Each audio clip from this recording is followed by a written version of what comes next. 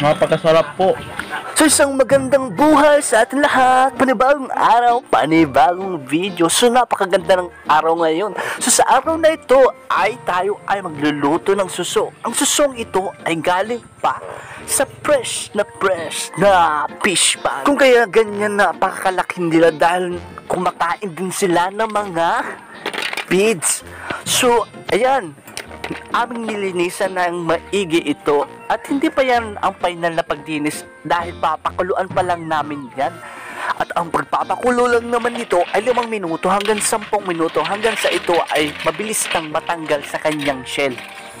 So habang nagpapakulo ay kumuha na rin kami ng niyog sa sarili naming niyugan. So ayan, kung makikita mo niyan, napakaraming mga niyog dyan at halos puro na panggata at muntikan pa nga ako dyan matamaan. Lumapit ba naman sa akin? Matapos niyan ay binalatan na ang niyog. Alam niyo ba dito sa Bicol, ito ang sikreto na nagpapasarap ng luto ng mga gulay dito.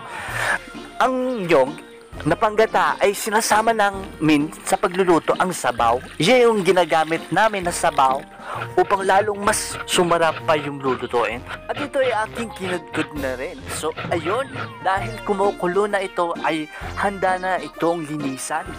Lilinisan na! So ayun, alam nyo ba, napakahirap nito linisan. Hindi madali sa paglilinis nito kasi isa-isahin mo. May mga aalisin ka pa dito, mga parte ng katawan. At sobrang nga namin itong nililisan ng maigi dahil kakainin nga namin ito. So ayun yung proseso kung paano nga ba lilisan ito. So matapos alisin yung mga katawan na hindi na kailangan tulad ng mga tiyan, ay ito'y nilinisan na ng maigi. So ayun yung ginawa. Nilagyan ito ng suka at nilabhan para maalis yung mga laway-laway niya. Kasi may laway siya munti. Hindi literal na lalabahan sa sabon ha. Lalabahan siya sa suka. So ayan, patapos labhan ay muli na naman lilinisin ng maigi. So ayan, matapos siyang labahan sa suka, ay sunod naman itong linisan. So ayan, hindi pa yan nagtatapos dyan po dahil patapos niyan ay hahati-hatiin na naman ito sa maliliit na piraso upang mas lalong madali siyang maluto. At patapos ng mahabang panahon ay ito na siya, ang final. Siya ay malinis na. Ay sana all malinis. So ayan, kung makikita mo dyan ay nahati-hati na yan sa maliliit na piraso at ready na nga siyang lutuin. So ayan, let's go! So ayan nga pala si mama ay yung hinahanda niya na rin yung malunggay. Iniisa-isa niya. So pagkatapos nga ng paglinis ay nilagyan na ito ng mga sangkap na magpapasarap lalo sa susong ito. So ayan, nilagyan na ng sibuyas, bawang, bitsin, paminta at kung ano-ano pa. So mekos muna yan, mekos. So hantayin natin ito hanggang sa matuyo bago natin ilalagay ang panggata.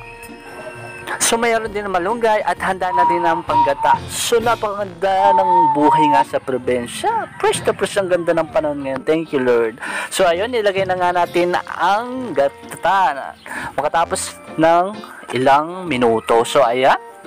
So sa paglagay ng gata niyan, hindi mo dapat kailangan pabayaan dahil kailangan mo yan imekos-mekos baka kasi mabuo-buo yung mga gata. So ayan. At labas po ako nagpapasalamat sa mga sharer ng video ito at sa mga nagla-like at reacts. Napakalaking tulong ito sa akin. Salamat sa pagsuporta. Kahit maliit pa lang man tayong content creator ay nag-aapoy na yung mga suporta niya. So matapos nga ang mahabang panahon, ayan na, inilagay na ang malunggay dahil malapit nang maluto ito. So ayan, malapit nang maluto. Ang tinatakam na talaga ako nito. So ngayon, ayan, nilagay na rin ng siling green. Siling green, oo. So ayan, mekos na natin yan. At ready na siya. Luto na.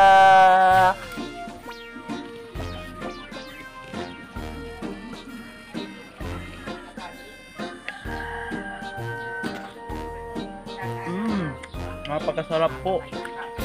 Pag natikman nyo, napakasarap talaga po. So ano't na tayo kumain nga po ng hapuna. So dahil napakasarap ng ulam natin ngayon, so naparami ang ating kain ngayong hapong ito. So maraming salamat sa panunod. God bless.